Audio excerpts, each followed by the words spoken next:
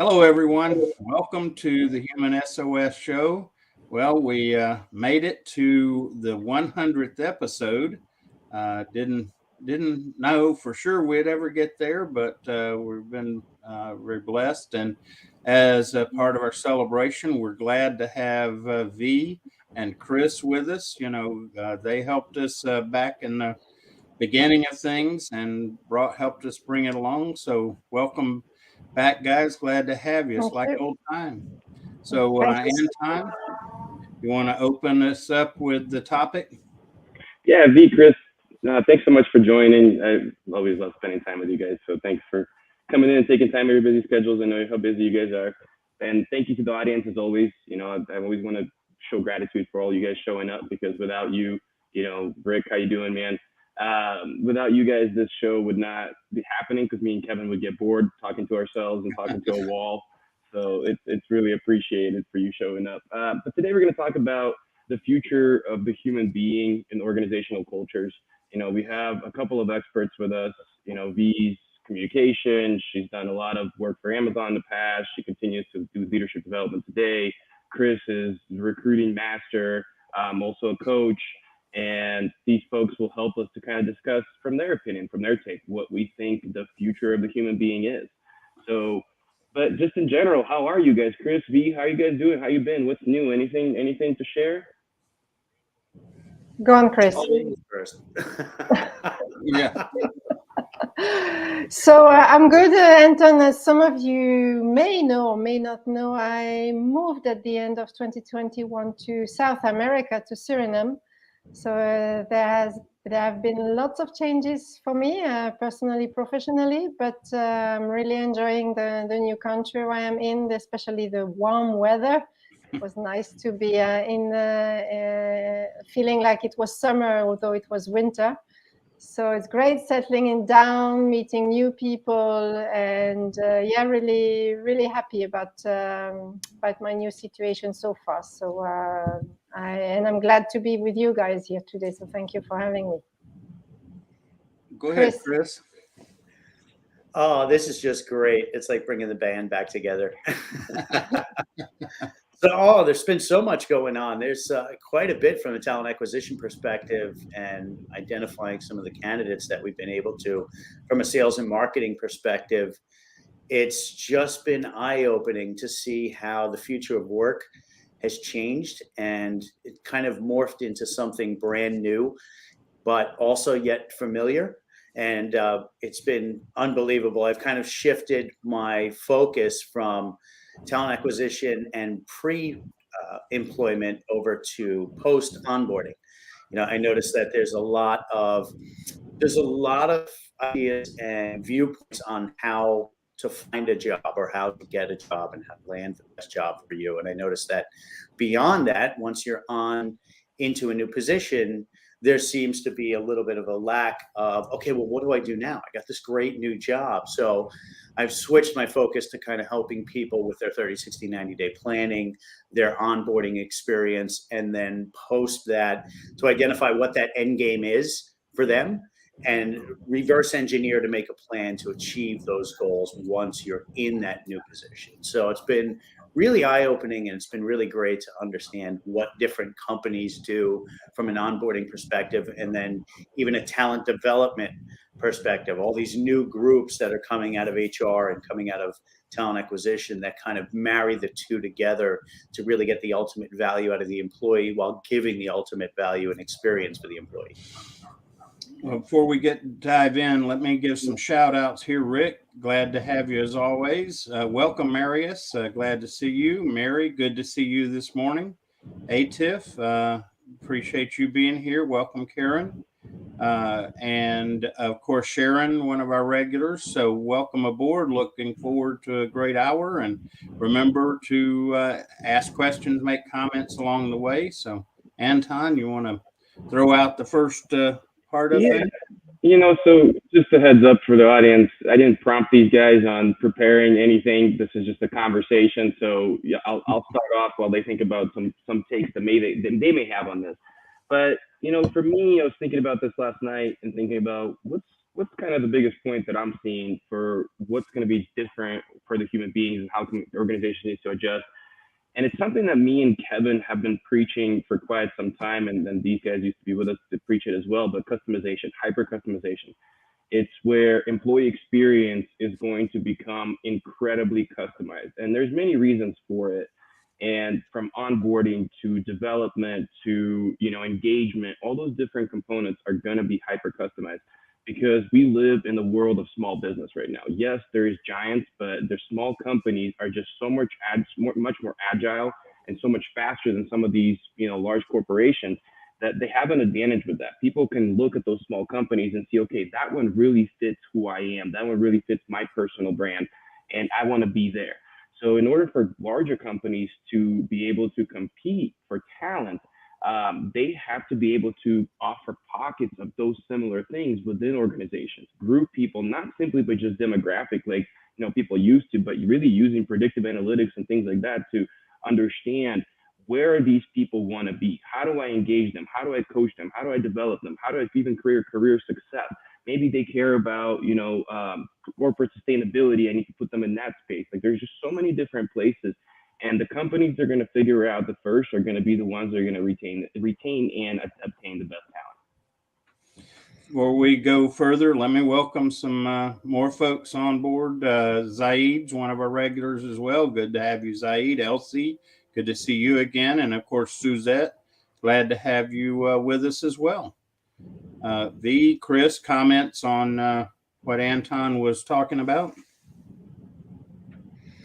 It's very timely, and I think you're absolutely right, Anton. The data that showcases and how people understand what's a fire point, what's a flash point that gets people excited, because the name of the game in HR really is employee retention, right? So you want to keep people excited about their work and delivering the ultimate value, but you also have to follow the data and the analytics and kind of almost, this isn't a word, but bucketize what excites people and then start to build programs around there.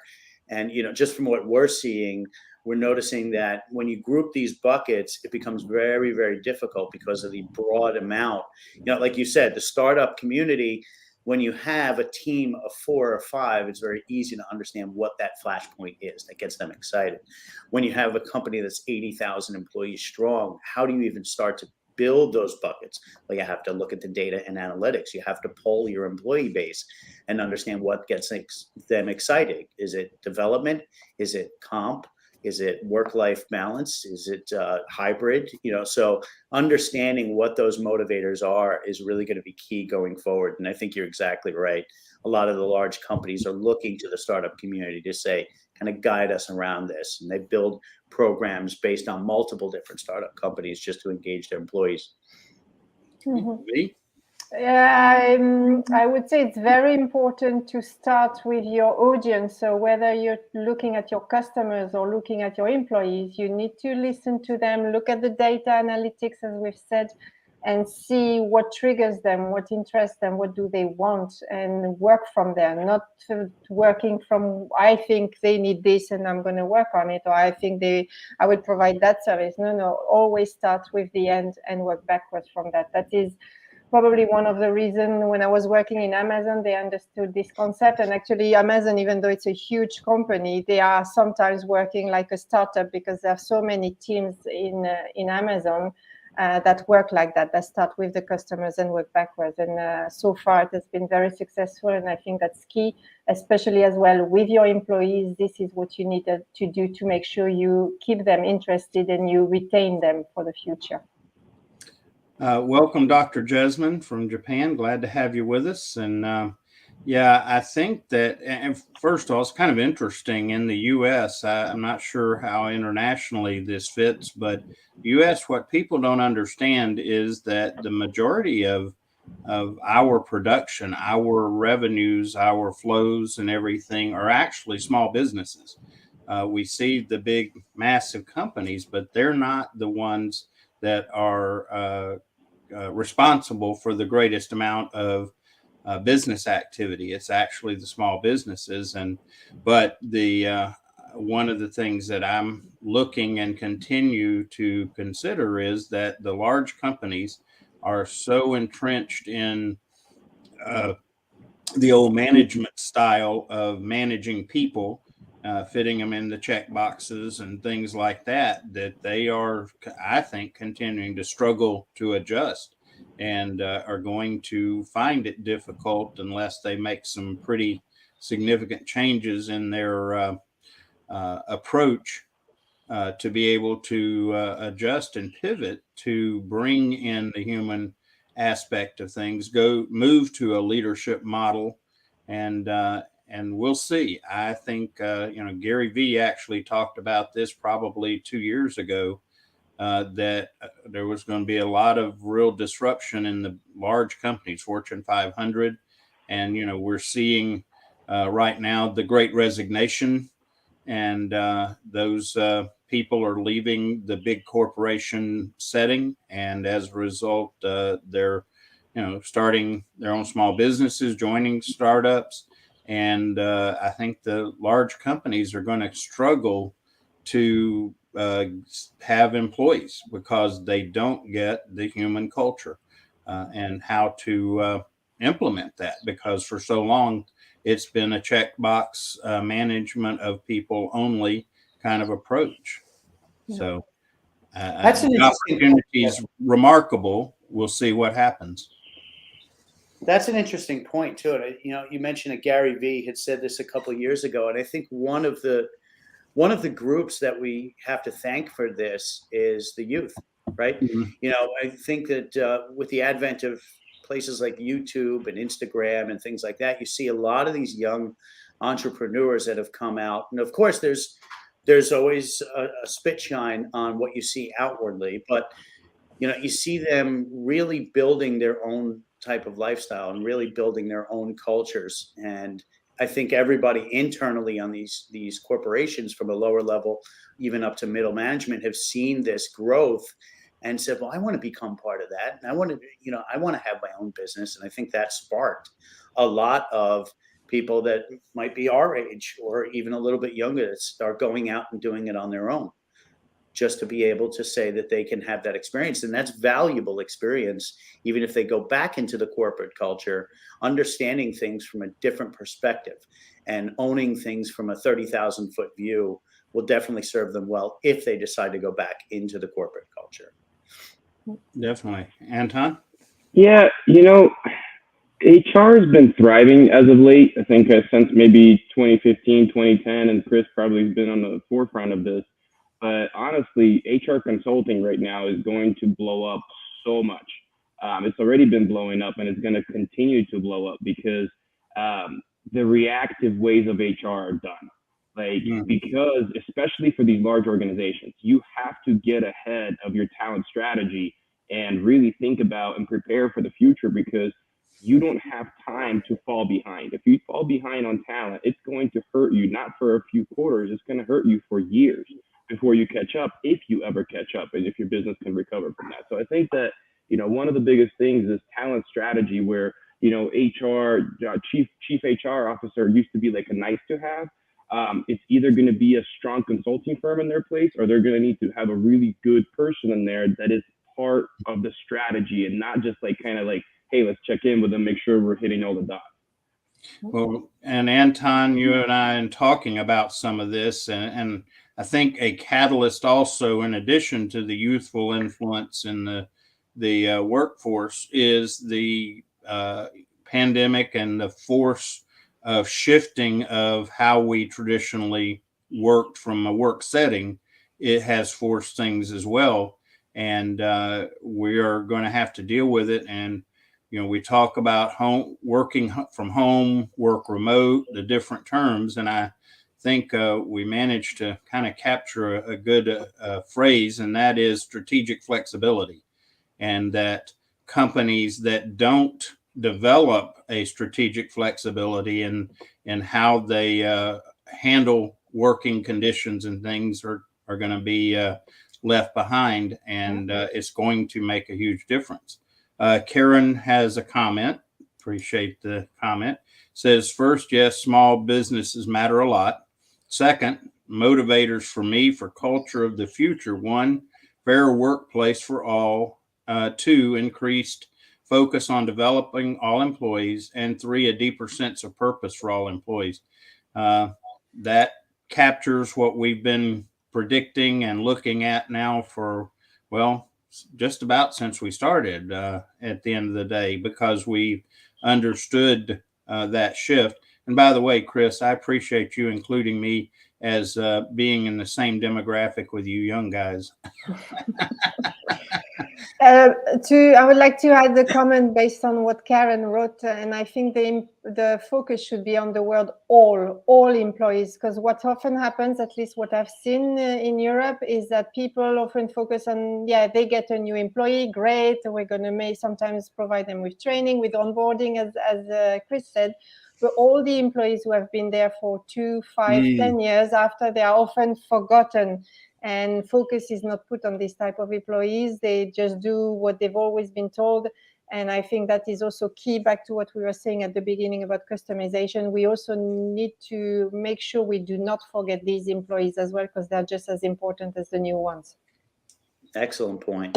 Excellent point. They kind of get lost in the shuffle sometimes. Exactly. You know, they just fall into a predetermined space of the office mom or the office dad that is just there, and they have to be taken care of as well, especially with the time and service that they've put in and how much more forward the company has gone because of their efforts.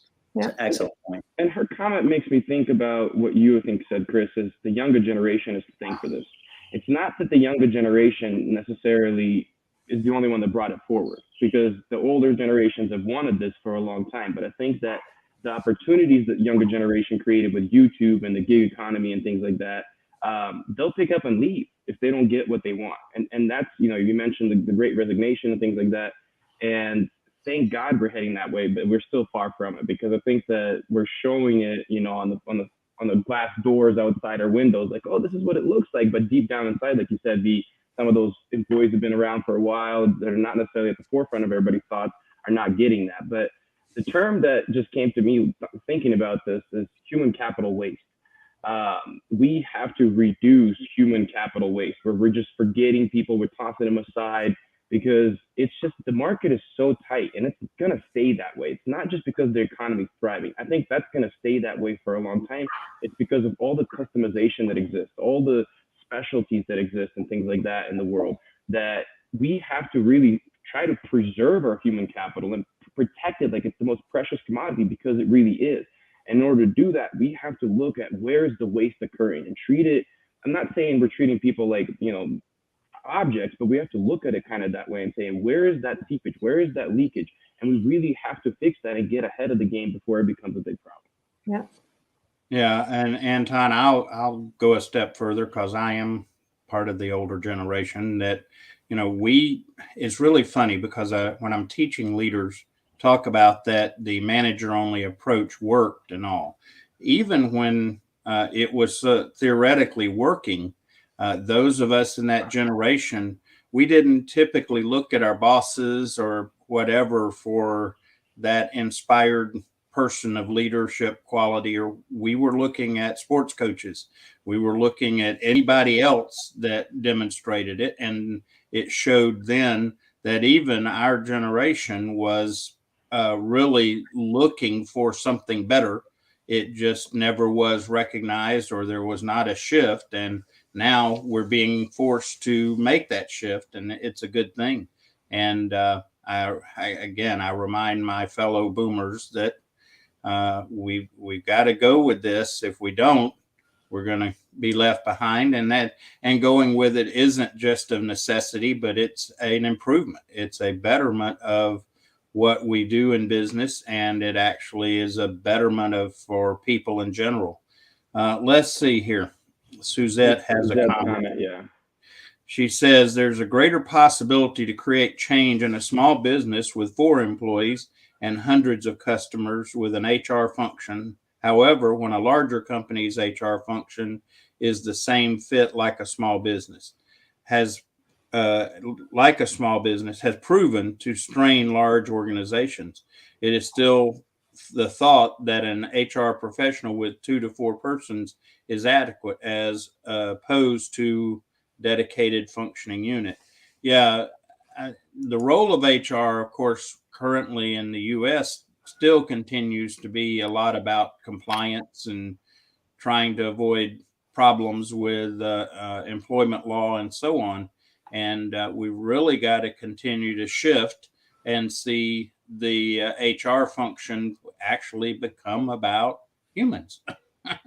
I know that seems strange, but that's the problem. Is we HR. I wrote an article that said HR ain't so human anymore, and pardon the poor grammar, but that's about the way it feels. So, thoughts on Suzette's comment? Oh, hang on. Welcome, Lee, Wendy. Glad to have you guys with us. You know, it's interesting that her last part where she mentioned HR professional with 2 to 4 persons is adequate as opposed to a dedicated functioning unit.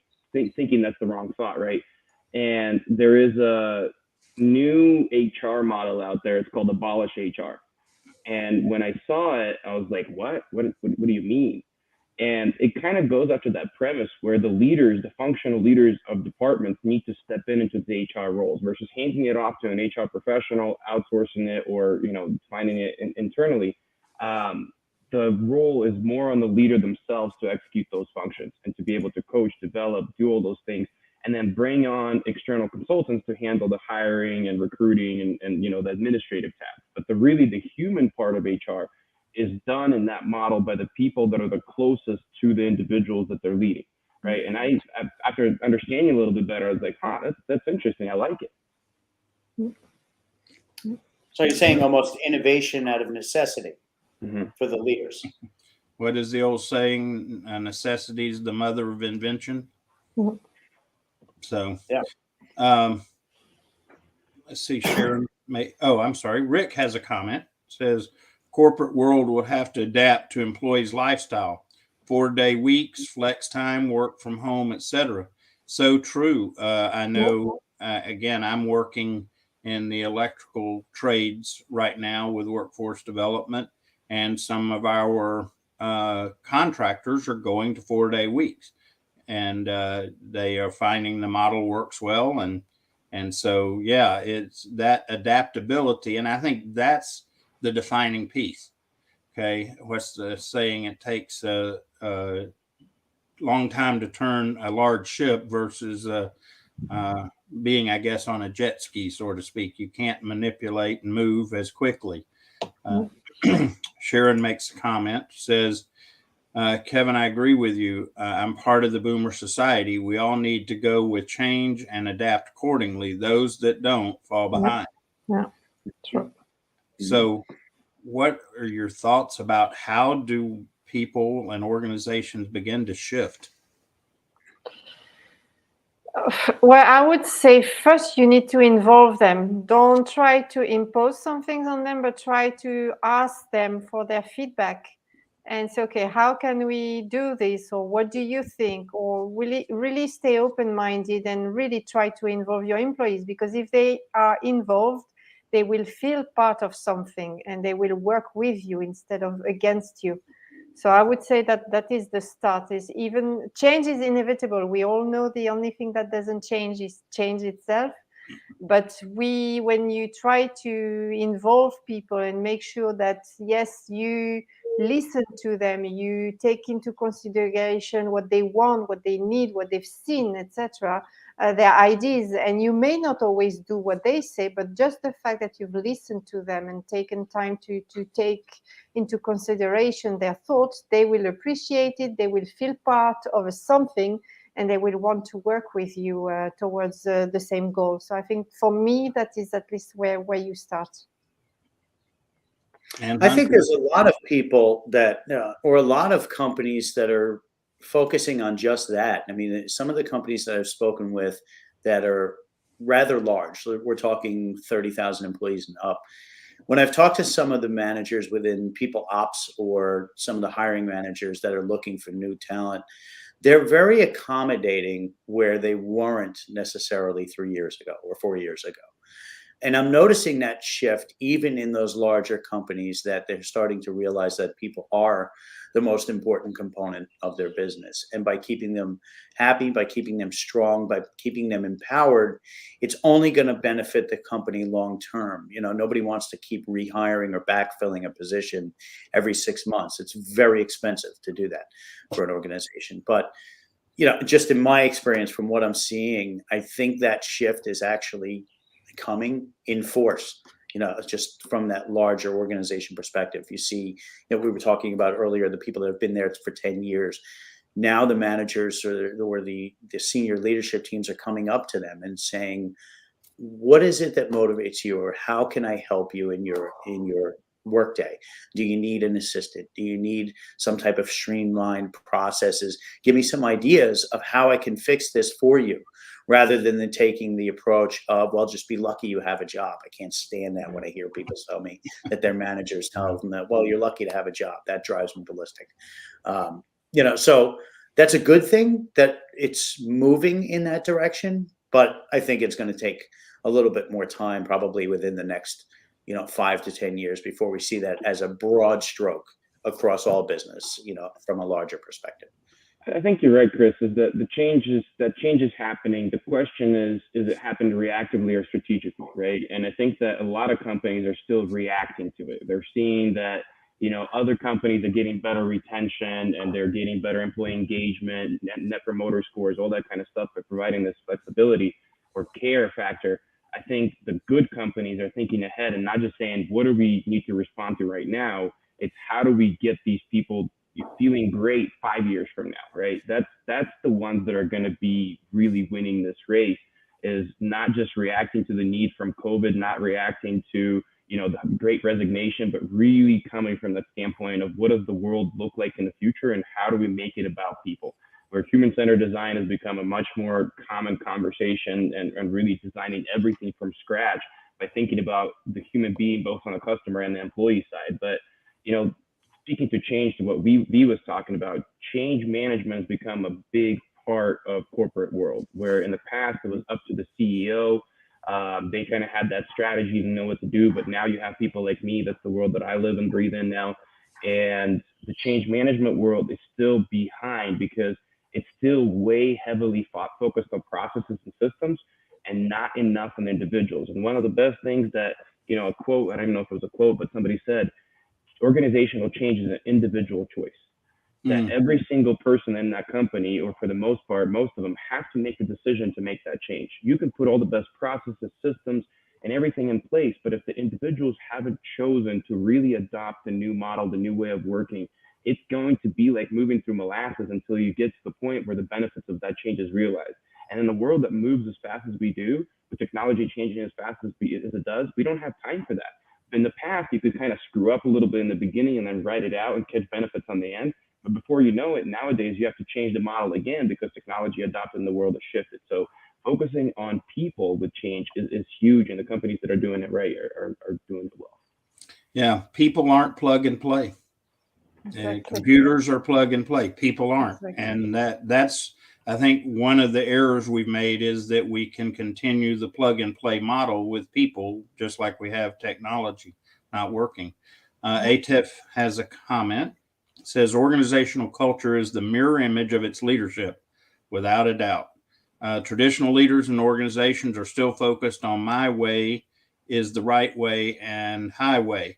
Organizational culture experiences a nosedive due to discrepancy between espoused values and values in practice. In our organizations, we highlight the importance of transparency, but our behavior is quite diplomatic in organizations and in front of people with power and authority.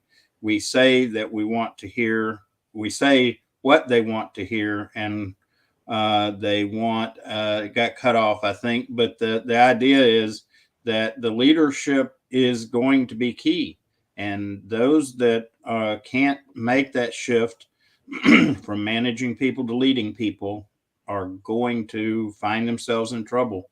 And it's going to continue to cause a lot of turnover because people are considering they've got other choices, and being employed by a traditional 40-hour week company and all that is not the only option. Kev, I want to finish the rest of his quote. I'm just got it pulled up here, but all they want to hear, all is well. In small and large companies, HR function is only an order taker and just following the footsteps of business leaders to save their employment. Organizational culture cannot be outsourced to HR. CEO, CFO, and CHRO, and all people with power and authority has collective responsibility of building and enabling organizational culture. I just wanted to read that part because I think that's really the key. That people just want to throw money at HR and say, go fix this, go do this, go present a workshop or coach this person. But it takes a village, right? That term culture takes a village, and it takes every single leader in that company to embody that culture and to constantly preach it and reiterate it over and over and over. Putting ping pong One of the tables points I want to pull out from what you said there, when he said about everyone is just being diplomatic, and just saying what they want to hear, what they expect to hear. And that's a very powerful statement, because I think he's right in a lot of ways, where being diplomatic is very good in its own right to convey a message that's key or particular to a pain point. But being diplomatic to just give someone an answer that you think that they want to hear, that's not productive. That's not going to help anything. So I think when he keyed in on, maybe not be as diplomatic, or be diplomatic in asking for what you need to be able to thrive, I think that's a very powerful statement. So good job, Atif. Yeah, I think the concept is that, what we've seen forever is companies ask for employee ideas. They check the box off and say, well, we asked what they wanted. And then they went on and did whatever they were intending on doing anyway. I know I've heard many people talk about, well, you ask us what we want and then you ignore us anyway. And to a point that people have become jaded with, it doesn't matter. You're going to do what you wanted to do anyway. Why do you bother us with that meeting when we could be trying to get something done? And that's a point to reinforce too, Kevin, is to let people know that, a lot of this hesitancy that comes out to let people know what the problems are and how to fix them come out of fear and worrying about their job. And, if I could make one statement that, I don't know how they take this, but don't be afraid. This is the largest hiring market in 20 years, and by a lot. So not necessarily that you want to lose a position to go and look for another position. You might have time invested. You might have stocks or options or anything that's invested in there. But definitely go against the fear, because that old adage of everything that you've ever wanted is on the other side of fear, that rings true more now than it probably has since the saying came out. Don't be afraid to say diplomatically, like Atif said, that you need things to change, or your team needs things to change to be able to build upon that value. Quid pro quo, if you will. So, if the company needs better value or more metrics or better success rates out of a particular department, that leader from a middle management perspective needs to step up and say to the leadership team, here's what we need.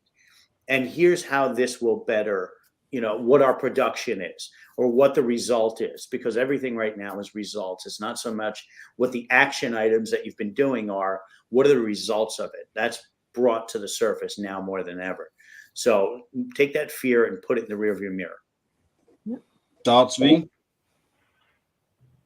No, I agree. It's we are our own limitations, I would say. And if you just look at opportunities rather than, oh, but this is going to change. Yes, but I will not have this, or I will not do that. Try to shift your mind and look at what it could bring to you. What are the positive impact it could have.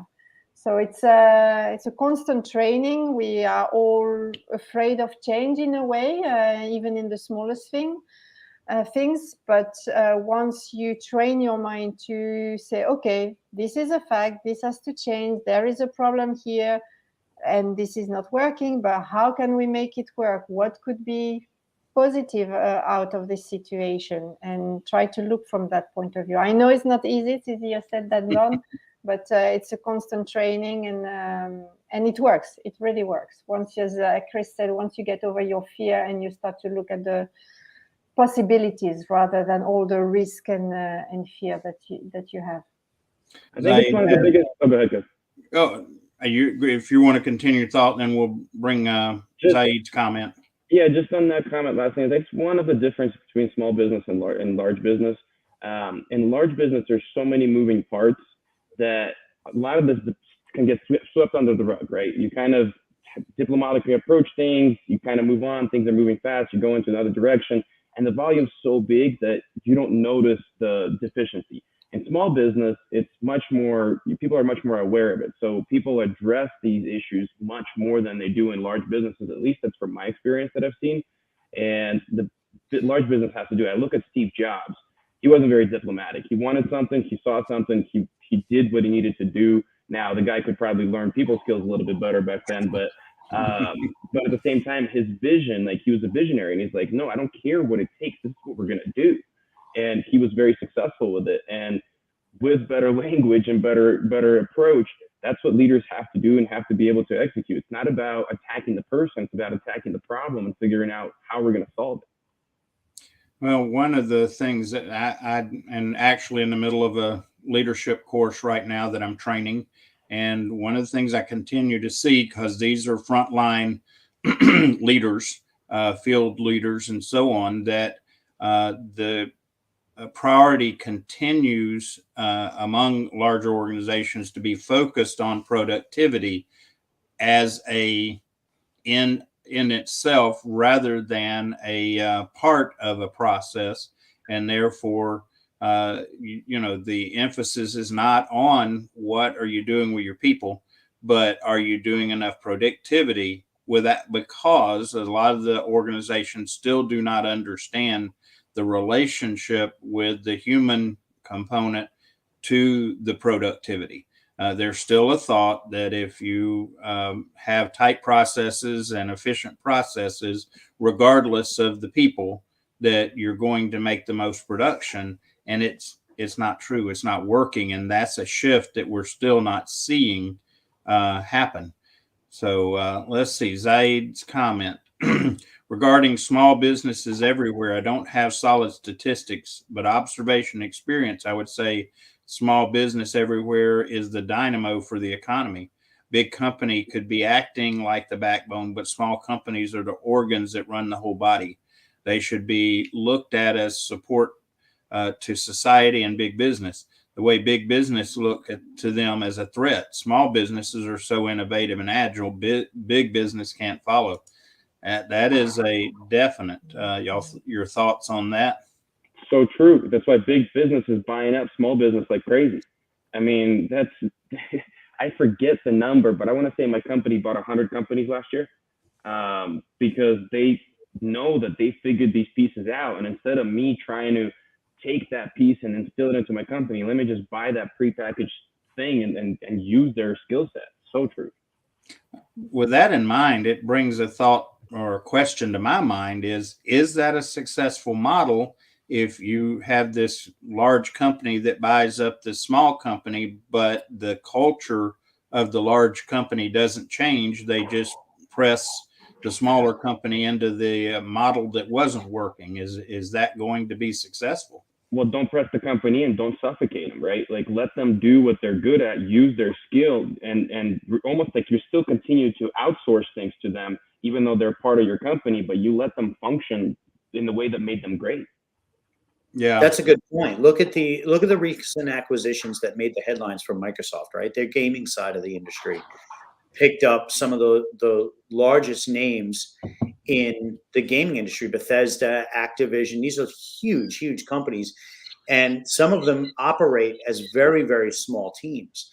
So while Microsoft acquired them, the deal's not going to go through till 23. But while Microsoft, a huge, massive company, acquired them, they're still letting them do what they do. And they're not really pushing for too many changes in the system. So it depends on the company.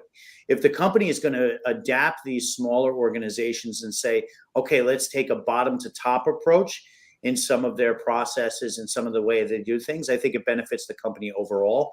But if you get a large giant corporation that buys up a small company that's been ultimately hugely successful and then imposes their will or their process or teams, then you crush the productivity, you crush the artistry in the company that made them so attractive to begin with. So I think it, from the leadership standpoint, it makes a difference to really evaluate what's the better model here. Take it and go bottom to top or top to bottom. V, Google was is a different model, right? I mean, they're more, I think of Zappos and some of the companies that use holacracy, I believe is the term, as their approach. Wasn't or isn't that kind of Google's model as well? Google, I don't know, but Zappos was taken over by Amazon. And I think from what Chris was saying, I was thinking actually about that company. What is important first, I think, is to look at the values. So when companies take over, or smaller companies, you need to kind of have the same alignment, ideally. And as you rightly said, the best is to let people do what they're good at and the way they do it. If you try to interfere or impose your views on another company, people are going to be frustrated and they're going to leave. That's so simple. And customers as well will probably not like the changes as well. So by really looking at what are the values and how we can make things work and take the best of each small company, then it can work. But I agree with Chris. If you do it the other way around, you just take a small company and you disregard what they've done and just want to impose your views, you're not going to be successful. And as I say, you're not only going to lose your employees, but you're probably also going to lose your customers as well of that small company. Yeah, it makes me think of the concept that we talked about for a while in even back when we did our summit of capturing, employing people, but giving them the room to be entrepreneurial and not treating them as a traditional employee, but as an entrepreneur within our business. And same concept applied organizationally for bringing in other companies. That's on every job description, isn't it? Say that again. That's on every job description, isn't it? I've seen so many job descriptions that say entrepreneurial mindset. Yeah. Or entrepreneurial spirit is the word that we use, but I think the key that's missing is I have to care about that company the same way as I would care about my own in order to unleash that entrepreneurial mindset. And you can't skip over that. And that's what unfortunately companies are thinking. You're just going to bring this. It's like an attribute of a human being that you come prepackaged. And I'm like, no, you unleash that. Like you as a leader, you bring that out. You don't just have it prepackaged there. It's not an assessment you're going to take and it's going to say, oh, they have an entrepreneurial spirit. No, you're just looking to see if they can run a company on their own, which they will eventually anyway, right? That's not what we're really talking about. Yeah. Yep. Yeah. That's a great point. Bring it back to Steve Jobs, what you were saying about Steve Jobs and how he always said, even internally, he wanted the company to work from the customer experience backward, not to push the technology and say, look, we have all this technology. Now let's figure out how it's going to work for the customer. But look at the customer experience and your internal customers, your business partners, your hiring managers, your team leaders. Those are ultimately your customer. So to build backward from that, and have that entrepreneurial mindset where you're servicing the customer because it depends on your growth. Even if you're a massive company, it still depends on your team development growth. So to work backwards and reverse engineer is so key. The conceptual shift in my mind is going from process-driven to vision-driven approach. You share a vision and there's room for each person to do what they do and do it well, rather than, okay, these are our processes, you got to fit in. Very different. Marius makes a comment, says listening is key. And I tell you, the more I watch leadership and grow in my own leadership journey, wow, listening, we need to corporately, organizationally be quiet. a little while and just really listen with the intent of hearing and then responding in accordance, not just checking the box to say, okay, yeah, we listened to you. Now we'll do what we're going to do. But listening is so important. And then Suzette makes a comment, says that divisional unit heads should be encouraged to develop their HR skills and experience. Definitely. We can't, again, that's that manager leader shift. You cannot be a manager only anymore, not be effective, because, even if we have shifts at the top, CEOs, learn about leadership and things, yet they don't train the people front line to lead rather than manage. We continue to perpetuate the problem. Yeah. And Suzette says they should be encouraged. I fully agree, but they should also be supported, because even if leaders are encouraged to improve their HR skills, they also need to have the right support from their own leadership to be able to provide that to their team members. So again, back to what I was saying at the beginning, you need to make sure that all employees are taken care of and thought of and supported. Empowerment. Yeah. Well, assuming leaders have these skills these days is a big mistake, right? I think A very big one. Yeah. It's just a bad assumption for people to make. And, my current client is a humongous organization. It's Nike, and they're amazing leaders. They have amazing culture. They have great things, but they miss the knowledge of how to handle change, right? So like what I'm working on right now is literally creating out of the box like experience for them that they can just plug and play to help them, right? They still facilitate, they still do everything, but instead of saying, "Oh, go be better at being a change manager for your team, here's the specific things you need to work on and focus on, and help them out as much as they can, because they're busy. These people are busy. They don't have a lot of time to learn as many things as we think they should. So we need to support them as HR consultants and professionals in being able to deliver that." Exactly. And it's not their primary function or role or responsibility too. That becomes a pain point as well. Is, a sales department needs to understand HR and leadership development, but they also need to drive massive revenue. So it's not their primary function is to build teams and nurture teams and things like that too. So it becomes the double-edged sword. Well, and that's why development as part of your organizational plan and strategy has to be there, because we want to empower people, engage people, but we can't assume that they are prepared sufficiently to take on those responsibilities. And it is kind of a real cruel thing we do in business these days, is we give people responsibilities, but we do not help them with preparation or development and training, and it's sad. That's a good point, Kevin. When one of the other things we talk about how leaders sometimes have a follow me mentality, where you need to meet your people where they are.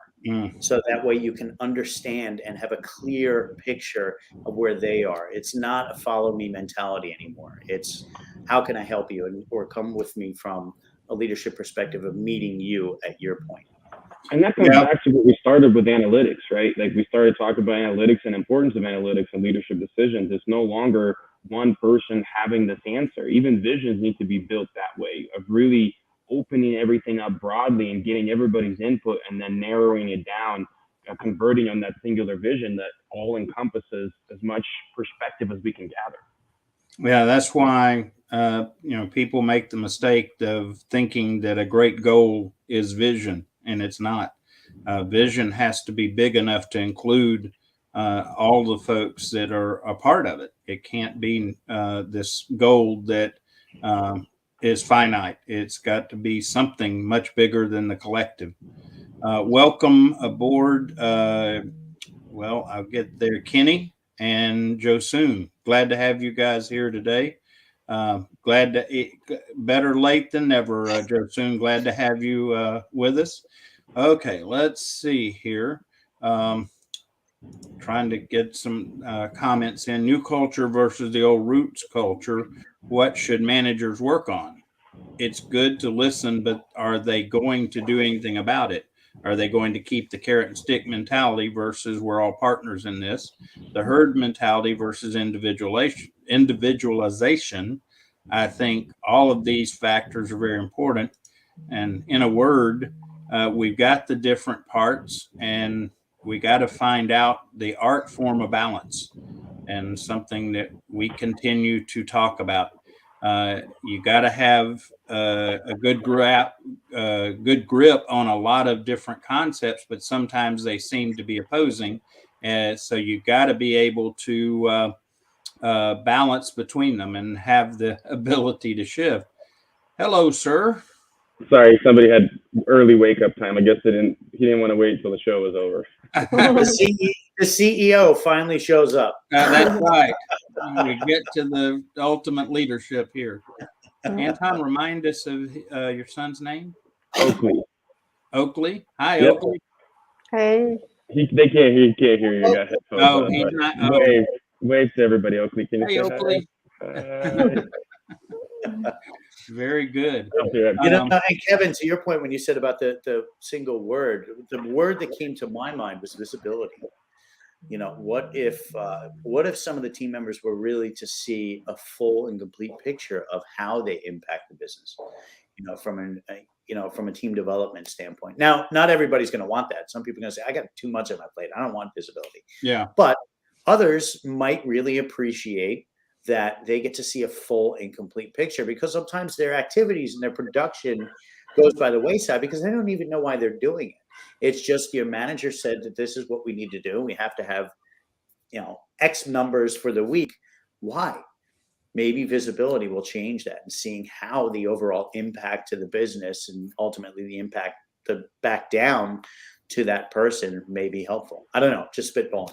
No, I like that point, Chris, because, you know, we talked about specialization really growing. And when you're really specialized, you only see a piece of what you're doing. Oftentimes we're missing how that ties into the bigger picture. And that's so important, right? If you're impacting lives, if you're impacting people out there, or whatever we're doing as organizations, we're ultimately doing that in one way or another. They need to be able to see how that ties into that final product. And with specialization, that becomes tougher. That's why, you know, that's been talked about for a long time. Specialization is not ideal for employee motivation. But in order to keep that motivation going, we have to have that visibility. Yeah, that's why it's so critical that, and this is another challenge in our current way of approaching, you know, we promote good quality people that do a job well to being a leader of people doing that job. And the shift that doesn't happen is that new leader doesn't learn how to get that 30,000 foot view, and therefore be able to help those as part of their team see how they're contributing to the bigger picture, because quite often they don't see it. They're still down in the weeds. And I know V has talked about that in the past, about how that communicating information more transparently, even if it's something we can't say, we say we understand, right? V, I know you've talked about that before. Yeah, correct. Thanks, Kevin, for remembering that. And it's back to what I was saying at the beginning. To me, when I say involving people, is explaining to them and communicating with them, explaining them why it is important what they do. As we say, what is the impact they have? And by explaining them why they are doing something, explaining them why a decision has been taken, even if, as I said, you say, sorry, I cannot tell you the reasons, but this is what we're going to do. At least people know you are transparent, you are honest. And they, as I say, they will work with you instead of against you. So it's all about being open-minded, again, communicating clearly, and really explaining things, the why, as Chris was saying, why are things being done or said, because again, you want to have your team working with you and not against you. So by doing all these things, I think this all contributes to making people being more involved and being more willing to work toward the same goal and vision that you have, and giving them also the opportunity to be creative and to do the things they are good at. Yeah, that acknowledging people gives the visibility that Chris talked about. You know, it may not be that people are looking to be put on stage and have the spotlight and all that. Just acknowledging them as a person. And in fact, Kenny makes a comment, and also I need to welcome Eunice. Glad to have Eunice with us. She's a regular. Kenny makes a comment that having empathy for other humans is so important in business, and that's kind of what we're talking about, recognizing the human involved. You know, they're not just a piece of process out there, they're people. Let's see here. Try to get these comments in. We're running close on time. Let's see. Marius comments, we should all reevaluate and regroup in organizational culture and in our personal development. And I have to his point, one of the other challenges is we got a lot of people that are working in jobs and they do not have their own vision. They do not have their own understanding of what's important. And that creates a challenge. So as a good leader, some of what I may need to do is help them or at least facilitate them being able to find out for who they are, what they're looking for. One thing I've seen as well, and I think it's also important, personal development. Employees should not wait for their managers or leaders to tell them, well, you should do that training, you should do this, you should do that. It's also your own responsibility to say, okay, I want to learn this, I want to improve there as well. So it's a give and take. And that's one thing I've seen, at least in the few companies I worked for in the past, that often employees were just waiting for their managers to say, well, you should follow that training or you should go there. But no, it's also your own responsibility, and that's why personal development is really also your personal choice to show and tell your manager, maybe in a diplomatic way, as we said before, but tell your manager what you really want to do, what you like, and where you would like to improve and work on. And companies need your help in that space too. I mean, what I'm saying by that is not necessarily tell them what to learn, but provide avenues of where they can, choose different things, whether it be a stipend for external training or a library of development knowledge that exists in a larger company that can do that, or maybe like a license towards a LinkedIn Learning or something like that they can pay for and employees have access to. Or even resources on internet. I mean, internet is full of resources, videos, books, articles, whatever. Just referring people to certain websites to tell them, maybe you should have a look there. Maybe you can try this. Again, just by having someone to guide you, but at least, as you said, Anton, you need to support them in their own development as well. But it should be a give and take, as I say. Shouldn't be just, I'm waiting for my manager or my leader to tell me what to do or where to go. And sometimes we overcomplicate this. It's not that we need to plan this massive training. It's just give an employee an hour or 2 hours or whatever's appropriate. Say, this is time that we want you to do some personal development. Let us know what you're going to be doing, but you've got the freedom to take work time and do these things. And so again, we feel like we've got to go back to the whole management mindset of whatever is going on, we got to control it. And that is a real issue there. Let's see. Okay. I tell you what, I want to get in all of these other discussion points from our audience, but we are a minute and a half out from time. Wow. Miss you guys, y'all, Chris and V, Anton and I make it along, but you guys have brought a lot to the plate, and it's certainly nice to have. I love Anton, but we sometimes like to have some inputs, So final comment from V as we wrap up.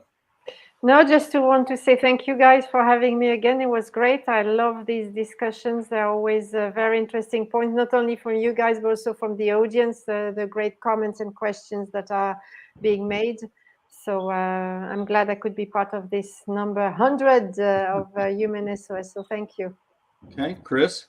I'm going to mirror that and say thank you so much. I mean, it's the four of us together again. It's very nostalgic. This was a lot of fun. And it, congratulations, guys, on 100. I mean, this is just the beginning, and well done. Well done. Anton? Just thank you both. Kevin, thank you too, man. Thank you, the audience. You know, it's a special thing for us. You know, just remember, folks, like Human SOS is not just like a show. It's really a movement that all of us started 3.5 something years ago. It's been a long time, and this show is just a branch of it.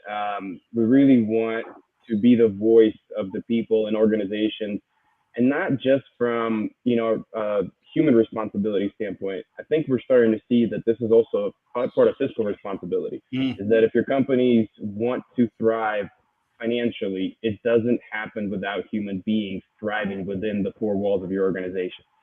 So thank you to the audience. Thank you, Chris and V. That's all I got. Thanks, everyone. Anton and I'll be back next Tuesday at 8 o'clock for some additional great conversation about different topics. But thank you, everyone that's participated. God bless. Have an amazing week. And we'll see you again next week on the 101st episode of the Human SOS Show. Take care. Thank you. Bye-bye.